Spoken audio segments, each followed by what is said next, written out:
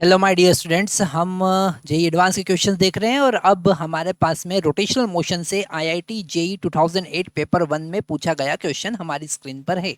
यहाँ पर हमारे पास दो स्टेटमेंट है और उन दो स्टेटमेंट के बारे में हमको बताना है कि कौन सा सही है और कौन सा सेकंड स्टेटमेंट क्या फर्स्ट स्टेटमेंट को एक्सप्लेन कर पा रहा है। ठीक है, क्वेश्चन में गिवन है टू सिलेंडर वन होलो।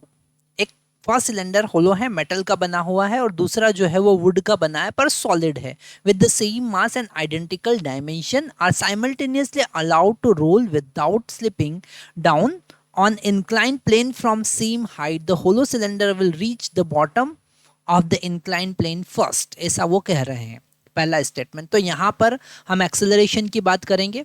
अगर हम इंक्लाइन प्लेन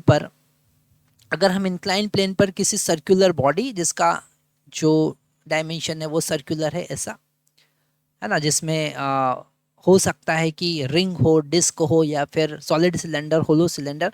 तो यहाँ पर अभी हम सॉलिड सिलेंडर और होलो सिलेंडर की बात कर रहे हैं। तो इसका जो एक्सेलरेशन होगा, सेंटर ऑफ मास का एक्सेलरेशन होगा, उसका फार्मूला हमारे पास में होता है 2gh divided by 2g sine theta, 2g 2 भी नहीं आता है, g sine theta, okay, divided by 1 plus I divided by M R square.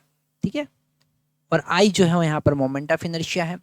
तो अगर हम होलो सिलेंडर की बात करें, फर्स्ट वाला हम देखें, होलो सिलेंडर की बात करें, अगर हम होलो सिलेंडर की बात करते हैं तो मोमेंट ऑफ इनर्शिया रिंग जैसा ही होता है, मतलब एम आर स्क्वायर हो जाएगा, आई का वैल्यू। और ए जो होगा वो होगा g sine theta divided by 1+1, मतलब 1/2 जी साइन थीटा।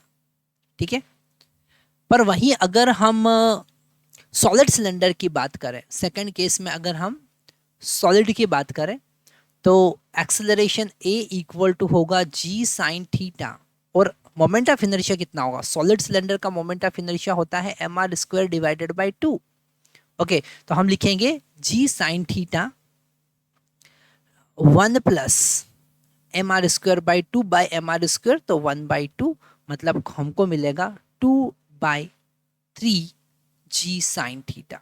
तो हमको यहाँ पर समझ में आ रहा है कि अगर हम 1/2 की बात करें तो यहाँ पर 0.5 जी साइन थीटा हमको मिल रहा है, और यहाँ पर अगर हम 2/3 की बात करें तो 0.67 जी साइन थीटा मिलेगा, मतलब सॉलिड के केस में एक्सेलरेशन ज़्यादा है।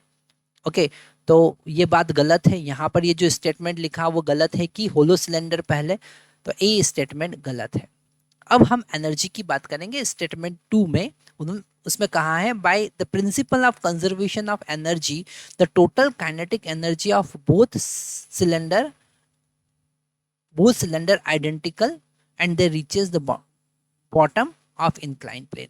ओके, तो दोनों का काइनेटिक एनर्जी सेम होगा, बिल्कुल सही बात है, दोनों का काइनेटिक एनर्जी सेम होगा। वेलोसिटी अलग अलग हो सकता है पर काइनेटिक एनर्जी सेम होगा, जिसमें रोटेशनल काइनेटिक एनर्जी और ट्रांसलेटिव काइनेटिक एनर्जी दोनों आता है। तो सेकंड स्टेटमेंट सही है, फर्स्ट स्टेटमेंट इनकरेक्ट है। तो first statement is false and second statement is correct, ये हम लिखेंगे क्योंकि यहाँ पर एनर्जी कंजर्वेशन का यूज होगा।